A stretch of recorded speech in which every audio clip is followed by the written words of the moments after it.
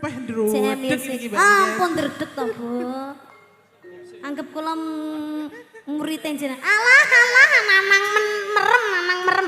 Tading dinta dinta tading dinta tading dinta digudang lading tading. Malah mbok udang. Lah iki mamang ki. Masih lek munggah ki jalan disepoti. Masih sama kudang yo ora ketok. Tading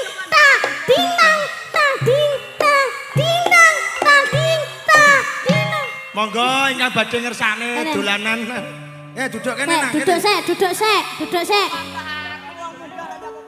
Lah kene. Wes. Wes meneng. Lah. Ayo. Meneng kok wabyuk. Mas Nanang sih, Mas. Oh, Mananang. Mas Nanang. Iya.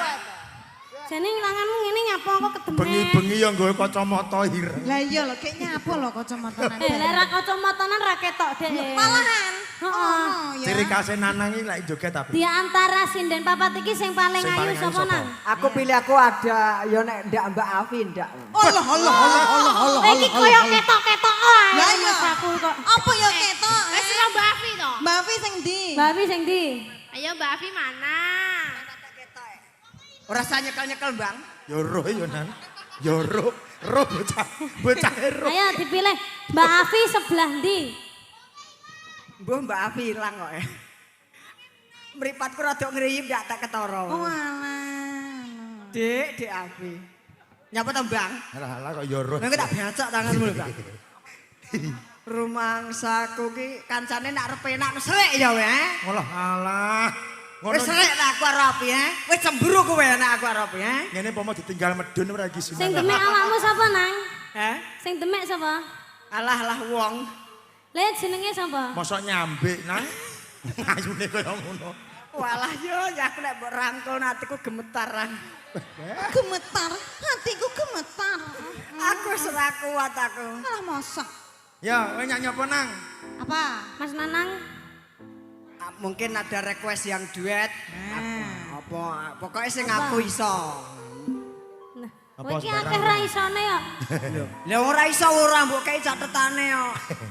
Apa? Apalagi? Iki umpama lho Apa? Ken ya. Ya piye sayang? Umpama Loh. kena balik ya. Ya. Heeh. Umpama kawin kontraknya piye? Alah kok mesti kuwi.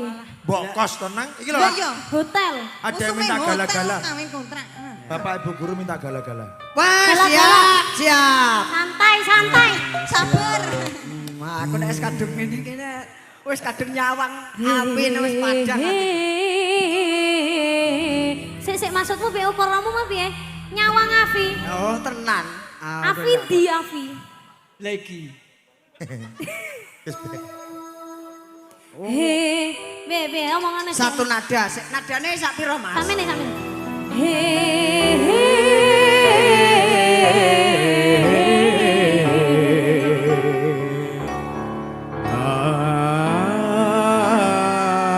Matur suwun ya nang. Sami. Oke, iki lagu terakhir Mas aku Nanang, terima kasih. tak pamitan dhisik ya nak. Siap. Mas Nanang duduk sik. Bapak Ibu ingkang kula hormati menika sampun